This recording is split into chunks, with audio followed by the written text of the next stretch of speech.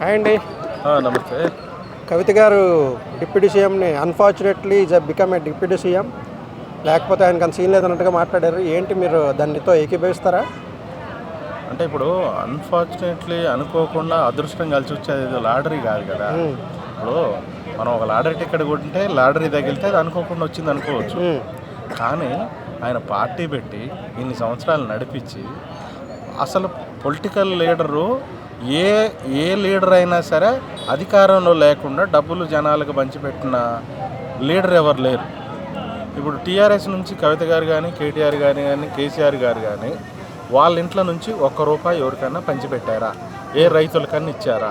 ఎవరికన్నా ఇచ్చారా? పోనీ అధికారంలో ఉన్నప్పుడు వాళ్ళు అన్ఫార్చునేట్లీ రాలేదా? ఇప్పుడు పవన్ కళ్యాణ్ గారు ఇన్ని సంవత్సరాలు పెట్టి ఇప్పుడు రీసెంట్గా తెలుగుదేశం పార్టీ గెలవడానికి ఈయన ముఖ్య కారకుడై ఈయన పోటీ చేసిన సీట్లు అన్నిట్లలో గెలిచాడు కష్టపడి. అది ప్రజల ఓట్లు ఎత్తేనే గెలిచారు, లేకపోతే వేయలేదు. ప్రజల ఓట్లు లేకుండా గెలవలేరు, ప్రజల మద్దతు లేకుండా ఎవరు గెలవలేరు, ప్రజల మద్దతు లేకుండా గెలవలేరు. మరి అట్లాంటి గెలిచిన వ్యక్తిని పట్టుకొని నువ్వు అనుకోకుండా ఆయన లాటరీలైన అట్లా ఇట్లా అంటావు, అది కరెక్ట్ కాదు కదా. ఎంతవరకు కరెక్ట్ అది? ఇప్పుడు తెలంగాణలో నాయకులను విమర్శించకుండా, తెలంగాణ గురించి మాట్లాడకుండా అక్కడ ఆంధ్రాలో ఎందుకు వేలు పెట్టినట్టు ఈవిడ అంటే అడిగిన క్వశ్చన్ సమాధానంగా చెప్పారంటారా అభిప్రాయం? అప్పుడు ఆంధ్రాలో ఎందుకు వేలు పెట్టినావు అంటే తెలంగాణలో వేలు పెడితే మళ్ళీ వాళ్ళు కాలు పెడతారు కదా. తెలంగాణలో ఏం వేలు పెడితే ఇంకొకరు కాలు పెడతారు, అందుకు భయపడి పక్క రాష్ట్రానికి. అంటే వాళ్ళు ఇక్కడికి వచ్చి పోటీ చేయాలని రెచ్చగొడుతున్నారంటారా? కూటమి ఇక్కడికి వచ్చి పోటీ చేయాలని, కూటమి ఇక్కడికి వచ్చి పోటీ చేయాలని రెచ్చగొట్టడం అంటే ఇప్పుడు ఉన్నదానికే వీళ్ళు కాంగ్రెస్ తోటి బీజేపీ తోటి నానా తిప్పలు పడతారు. మళ్ళీ వాళ్ళు కూడా ఇక్కడికి వచ్చి పోటీ చేస్తే మరి అది అప్పుడు పరిస్థితి ఇంకా దారుణంగా ఉంటుంది కదా. అంటే అప్పుడు ఎవరికి ఎక్కువ నష్టం జరుగుతుంది? కూటమి గారికి బీజేపీ, టీడీపీ, జనసేన ఇక్కడ పోటీ చేస్తే కాంగ్రెస్కి నష్టమా, బీఆర్ఎస్కి నష్టమా? ఎవరికున్న సీట్లు వాళ్ళకు ఉంటాయి, కాకపోతే తెలుగుదేశానికి కొన్ని సీట్లు రావచ్చు. అంత మాత్రాన బీజేపీకి టీఆర్ఎస్కి లాభం జరిగిద్ది అన్నది ఏం లేదు, బీజేపీకి లాభం జరిగిద్ది అన్నది ఏం లేదు. ఇప్పుడు 1-2 సీట్లు ఇప్పుడు కూటమి ఇక్కడికి వచ్చి పోటీ చేయగానే గెలిచే పరిస్థితి లేదు. కొద్ది గొప్ప వస్తే రావచ్చు. ఎందుకంటే ఇన్ని సంవత్సరాలు టీడీపీ అభిమానులు ఉండొచ్చు, కానీ అది ఓట్ల శాతం అయ్యేంత అభిమానం కాకపోవచ్చు.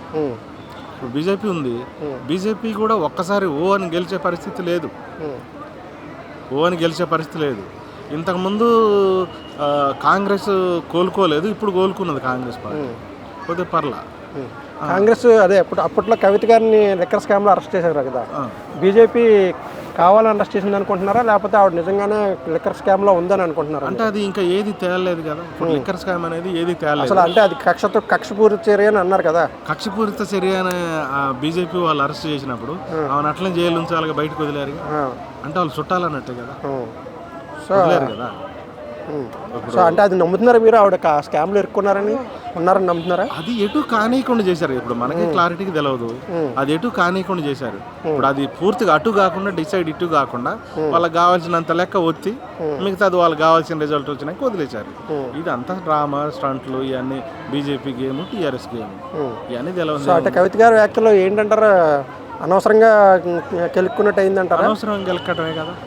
పవన్ కళ్యాణ్ వచ్చి ఏమైనా తిట్టింది లేదు కదా, టీడీపీ వాళ్ళు వచ్చి ఏమైనా తిట్టింది లేదు కదా, కూటమి ప్రభుత్వం వచ్చి ఏమైనా తిట్టింది లేదు కదా.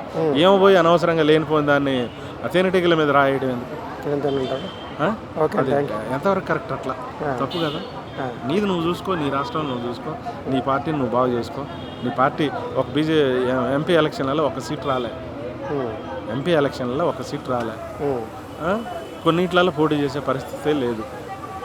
నిన్ను జనాలు తిరస్కరించారు కదా, నువ్వు జనాలు మెప్పు ఎట్లా పొందాలనో ఆలోచించు, జనాల దగ్గరికి మళ్ళీ ఎట్లా పోవాలనో ఆలోచించు, జనాలకు ఏం మెలిసి చేస్తే మళ్ళీ టీఆర్ఎస్ ఫామ్లోకి వస్తుందో ఆలోచించాలి. కానీ ఆయన లక్కీగా వచ్చిండు, ఈయన లక్కీగా వచ్చిండు, దానివల్ల నీకు వచ్చే ఉపయోగం. టీఆర్ఎస్కి అనవసర తలనొప్పులు తీసుకురావద్దంటారు. ఇక అట్లాంటి పనులు చేసుకోవడం కరెక్ట్ కాదు కదా. Okay, thank you.